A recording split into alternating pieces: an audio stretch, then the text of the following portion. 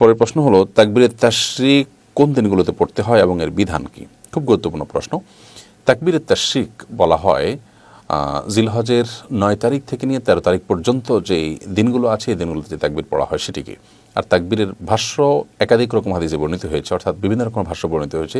মূল ভাষ্য একই, শুধুমাত্র এক দুটি শব্দের হেরফের রয়েছে। যে কোনটি পড়লে হয়ে যাবে। যেমন একটি এবং আমাদের সমাজে প্রচলিত এবং সবচেয়ে বেশি প্রসিদ্ধ তাকবীর সেটি হলো আল্লাহু আকবার, আল্লাহু আকবার, লা ইলাহা ইল্লাল্লাহ, আল্লাহু আকবার, আল্লাহু আকবার, লিল্লাহিল হামদ। তবে আল্লাহু আকবার ৩ বার ও কোনো বর্ণনায় বর্ণিত হয়েছে আল্লাহু আকবার, আল্লাহু আকবার, আল্লাহু আকবার, লা ইলাহা ইল্লাল্লাহ, আল্লাহু আকবার, আল্লাহু আকবার, লিল্লাহিল হামদ। দুইটাই ঠিক আছে। তো এই তাকবীর আইয়ামে তাশরিকের প্রত্যেক সালাতের পর আমাদেরকে পড়তে হবে, নারী পুরুষ সবাইকে। আইয়ামে তাশরিক বলতে বোঝানো হয় আরাফাতের দিন ফজরের পর থেকে নিয়ে শুরু করে ১৩ই জিলহজ অর্থাৎ ঈদের চতুর্থ দিন যেটাকে বলা হবে, সেই দিনের আসর পর্যন্ত প্রত্যেক সালাতের পর একবার করে আমরা পড়ব। সালাতের পর যদি পড়তে ভুলে যাই তাহলে সালাতের পরে যখনই মনে হবে তখনই আমরা পড়ে নিব। এটি একবার পড়তে হয়, সমস্যারে সুরে সুর মিলিয়ে পড়া জরুরি না, প্রত্যেকে যার যার মতো পড়বেন, নারীরাও ঘরে তার জায়গা থেকে পড়বেন। এটি প্রত্যেক মুসলমানের জন্য করা গুরুত্বপূর্ণ একটা কাজ এবং আবশ্যক। এর বাইরে জিলহজের প্রথম ১০ দিন ধরেই তাকবীর বেশি বেশি করে পাঠ করা, অথবা যে কোনো তাকবীর আল্লাহু আকবার বলা, অথবা আল্লাহু আকবার কবীরা আলহামদুলিল্লাহি কাসীরা ওয়া সুবহানাল্লাহি ওয়া বিহামদিহি বুকরাতান ওয়া আসীলা বেশি বেশি করে পাঠ করা, সেটিও কিন্তু গুরুত্বপূর্ণ একটি ভালো কাজ এবং নেক আমল, সওয়াবের কাজ, সেটা করা যেতে পারে। বর্তমান মা চাচিরা নামাজ রোজা করে আবার কথায় কথায় বলে আল্লাহও লাগে হিল্লাও লাগে। তাদের এই ধরনের কথা কি শিরক হবে কিনা?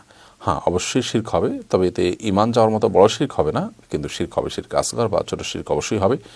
এবং এরকম কথা বলা উচিত না। আল্লাহ রাব্বুল আলামিন তিনি যথেষ্ট, হাসবি আল্লাহ, আল্লাহ আমাদেরকে কোরআন শিক্ষা দিয়েছেন, আমরা বলবো আল্লাহ আমার জন্য যথেষ্ট।